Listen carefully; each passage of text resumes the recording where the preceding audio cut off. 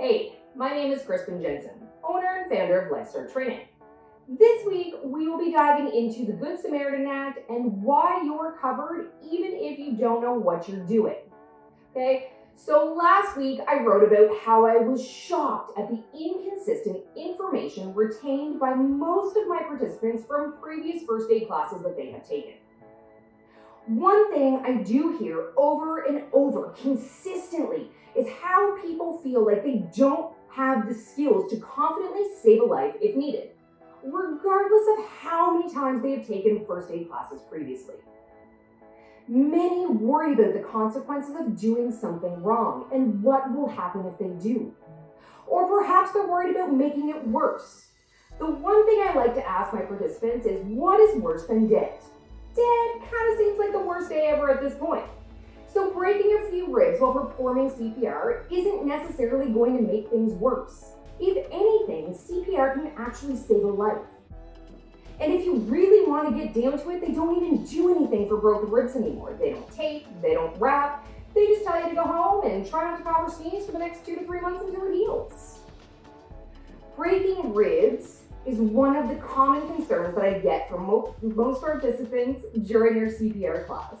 And I think being able to put their mind at ease and let them know, hey, you want to know what? It's going to happen, but it's okay.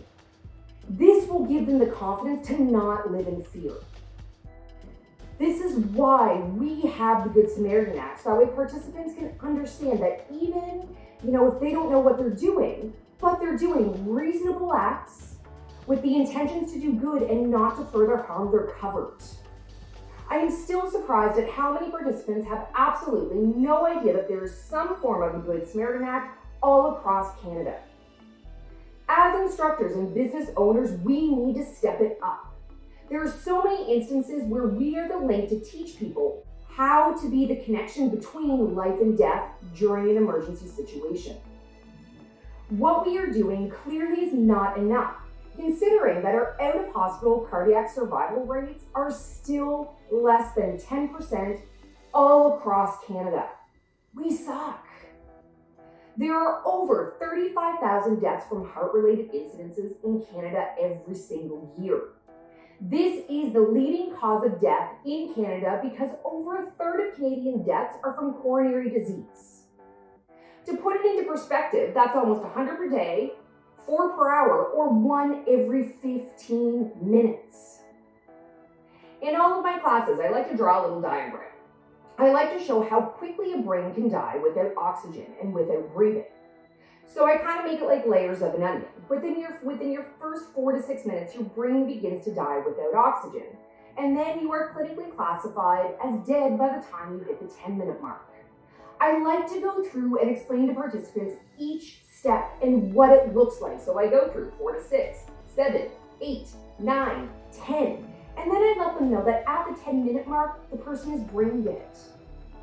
Given that ambulance response times average from 8 to 12 minutes all across Canada, this really doesn't give a person much hope for survival if the bystander doesn't actually do something and they only call 911.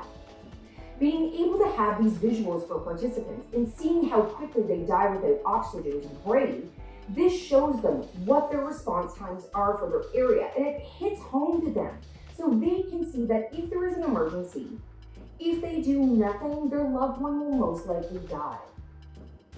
There is a profound moment when you see it click with participants and they get it and they understand why it's important to do something. This is a moment that every single instructor should strive for.